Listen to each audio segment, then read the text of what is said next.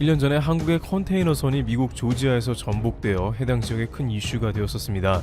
당시 현대 글로비스 소속 자동차 운반선인 골든 레이오가 자동차 4,000대를 싣고 가다가 미 동부 해안선에서 전복됐습니다. 해당 지역 언론에서 크게 보도가 된 것은 전복된 배 안에 선원들이 못 빠져나오고 있어서였습니다. 미국 해안 경비대까지 투입되어 배 일부를 절단하고 나서야 한국인 선원 4명을 41시간 만에 구조했습니다. 또한 차량 7,400여 대까지 적재 가능한 골든 레이오의 크기도 매우 컸기 때문에 좌초시 환경에 영향이 클 것이라는 추측도 미국 관계당국을 긴장시키기도 했습니다. 그런데 1년이 지난 지금 현대 글로비스의 골든 레이오가 오히려 네티즌들에게 일정 부분 칭찬을 받고 있으며 일본은 초조해하는 국면도 나오고 있다는데요.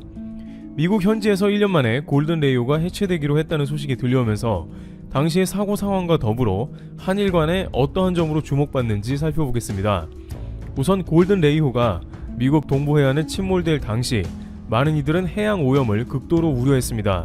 혹시나 선체가 파손되어서 기름이 새어 나오면 상상할 수 없는 피해가 예상되기 때문입니다. 게다가 이곳은 미국 바다입니다. 미국은 과거 멕시코만의 원유 시추 시설인 딥워터 허라이즌 기름 유출 사고로 인해 엄청난 피해를 입게 되었고, 영국 최대 석유사인 BP는 24조 원을 미국 당국에 배상하기도 했습니다.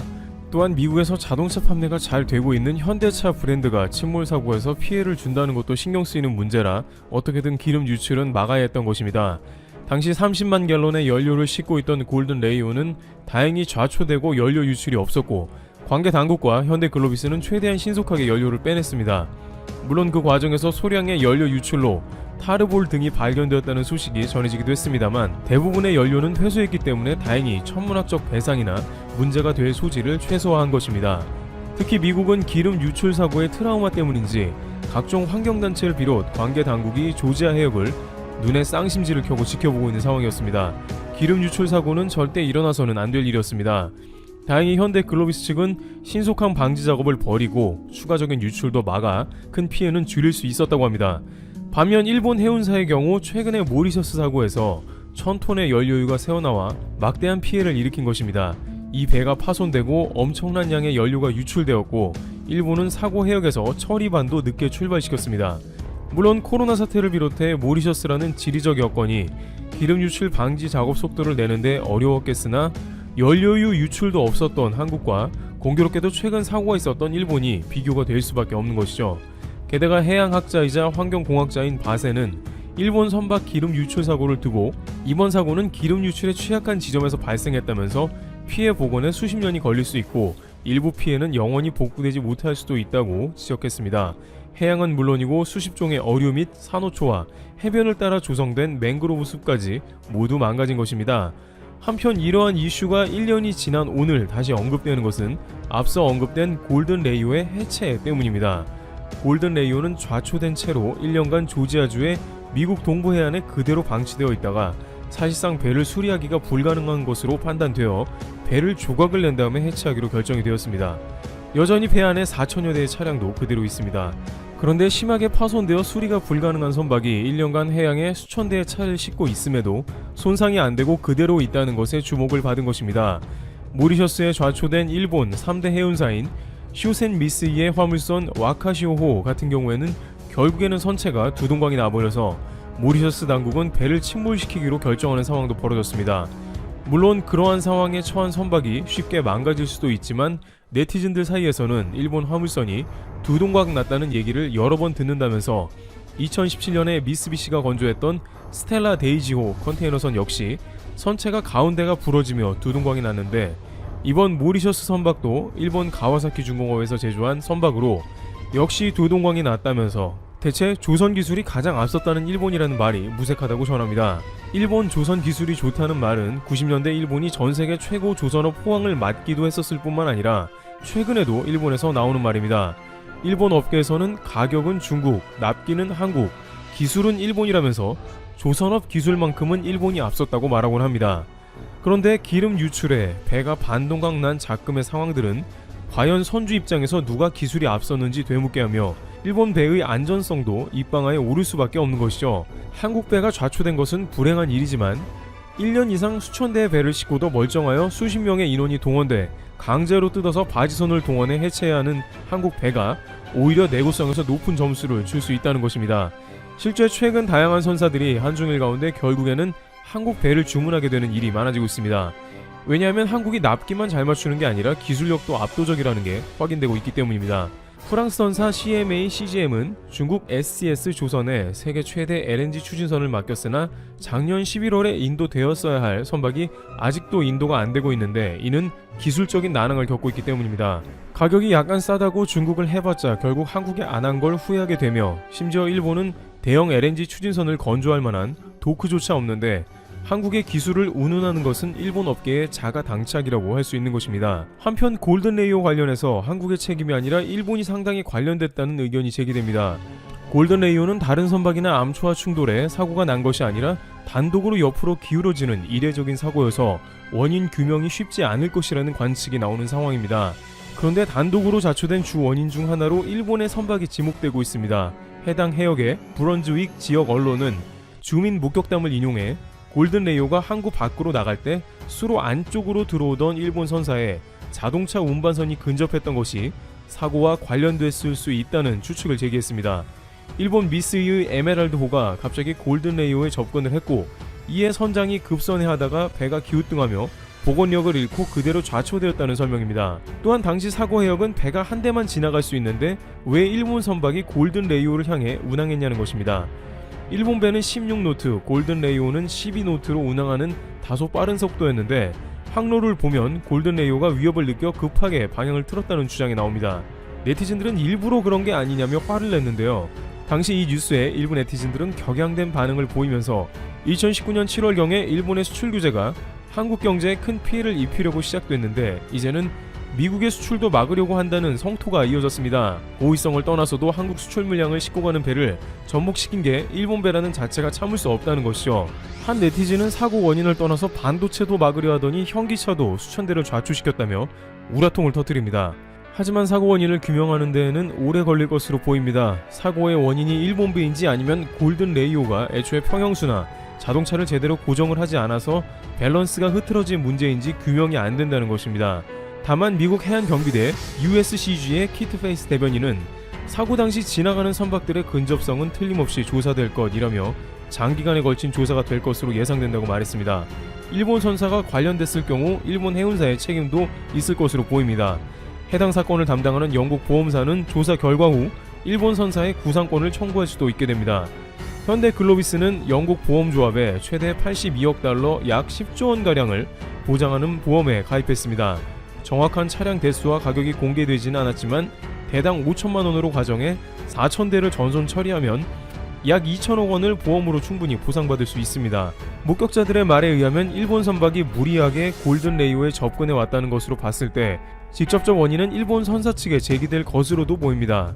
중요한 점은 한일 간에 문제가 해양에서도 발생하며 끊임없이 다양한 이슈가 되고 있다는 점인 것입니다.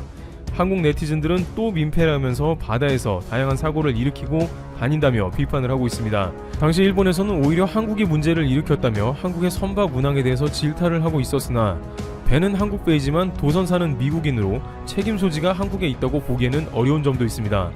만약 사고의 원인이 일본으로 밝혀진다면 배상을 떠나 다시 한번 해양사고의 주범으로 몰리게 되면서 국제사회에서 구설수에 오를 것으로도 보입니다. 앞으로 골든레이오 사건이 어떻게 종결될지 귀추가 주목됩니다.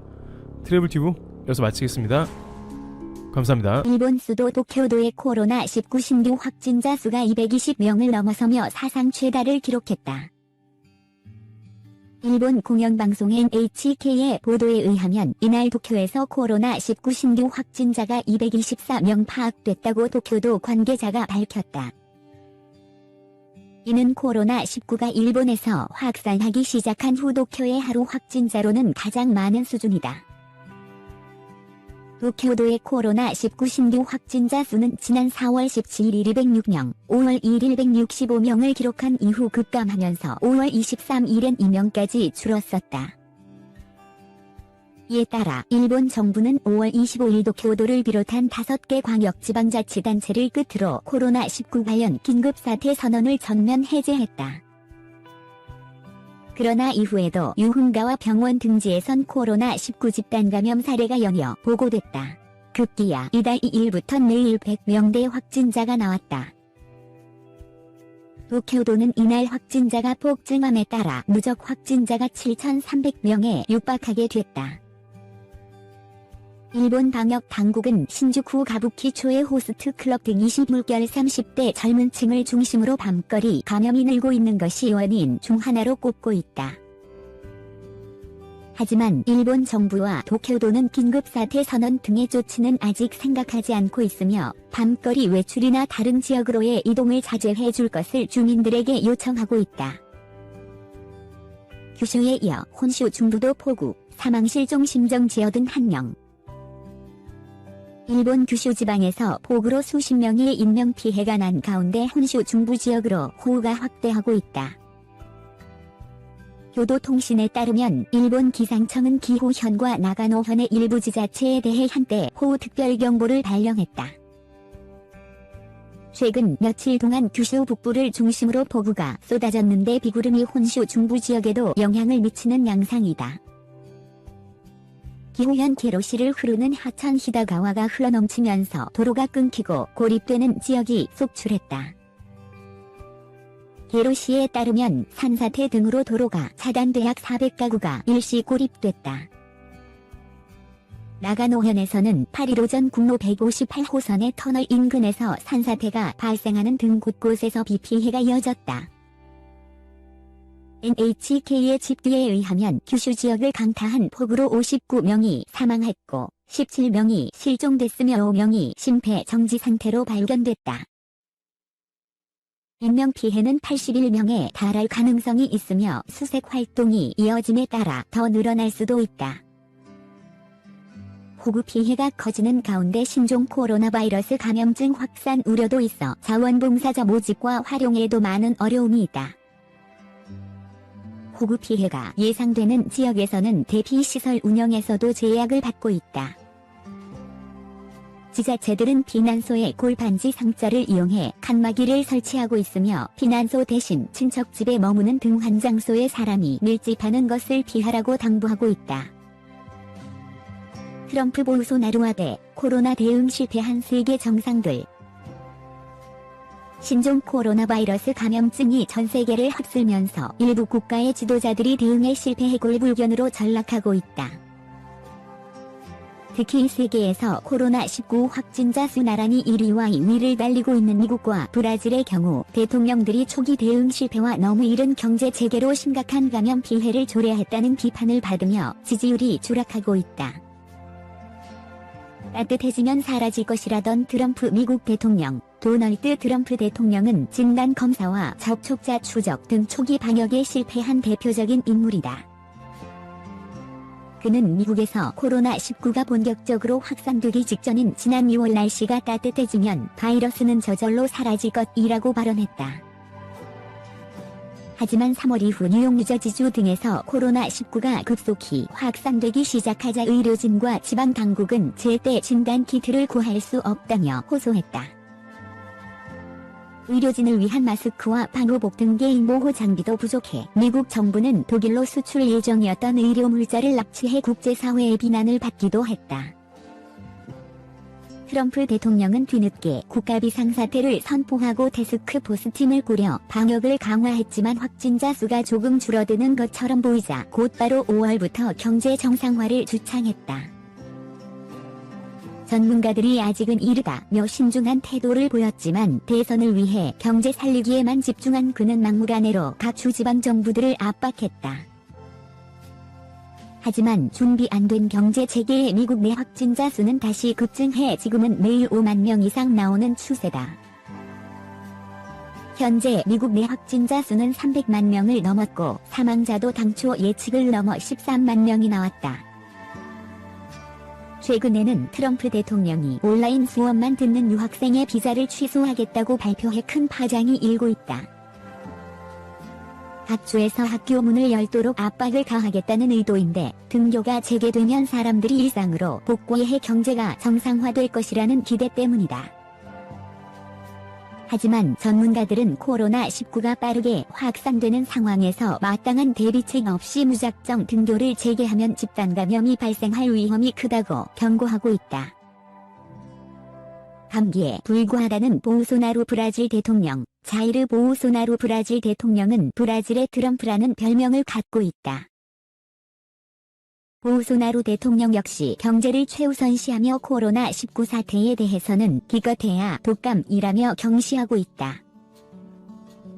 보우소나루 대통령은 브라질 내 코로나19 확진자와 사망자가 급속히 증가할 때도 어차피 사람은 죽는다. 나보고 뭘 어떻게 하라는 것인가 라는 등의 발언으로 무책임한 태도를 보였다. 현재 브라질 내 확진자 수는 171만 명을 넘었고 미국에 이어 세계에서 두 번째로 많다. 보우소나루 대통령은 마스크를 쓰지 않고 주말마다 지지자들과 함께 경제 재개를 외치는 대규모 시위를 벌이며 자신의 지지층에만 집중하는 모습을 보였다. 봉쇄와 사회적 거리 등 규제 조치를 강화하려 한 보건 장관들은 보우소나루 대통령과 마찰을 빚다가 2명이나 잇따라 자리에서 물러났다. 보건을 희생한 브라질은 경제까지 잃고 있다. 제조업 활동이 무너지고 실업률이 높아지며 올해 브라질 통화 가치는 달러 대비 30%가량 하락했다.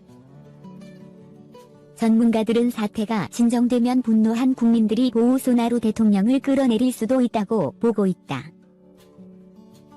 보우소나루 본인이 코로나에 감염, 심지어 보우소나루 대통령 자신도 확진 판정을 받으면서 정권이 레임덕 조짐을 보이고 있다는 진단이 나온다. 리우데자네이루 소재 싱크탱크인 이가라페 연구소 로버트 머가 소장은 그는 대중에게 자신의 코로나 양성 반응을 아무것도 아닌 것처럼 보이려 했지만 이는 그의 정권의 종말이 시작됐음을 의미한다고 말했다.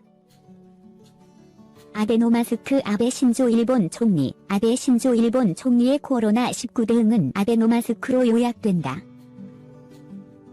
코로나19가 지역사회에 전파되면서 마스크 붕괴 현상이 발생하자 아베 정부는 고육지책으로 지난 4월 1일 전국 가구에 세탁 및 재사용 가능한 전 마스크를 2장씩 배포하겠다고 발표했다. 하지만 구성원이 2명을 넘는 가구에 대한 대책 미비의 비판이 일었고 그나마 배포된 마스크조차 크기가 너무 작고 한 번 빨면 너덜너덜해지는 등 품질 논란이 일었다.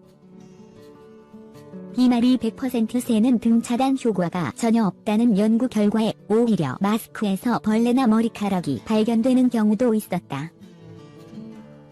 코로나19가 급속히 확산된 일부 지역에서는 의료과부하 사태가 발생해 제때 치료를 받지 못한 응급 환자나 진단 검사나 빈병실만 기다리다가 자택에서 숨진 코로나19 환자들이 속출했다.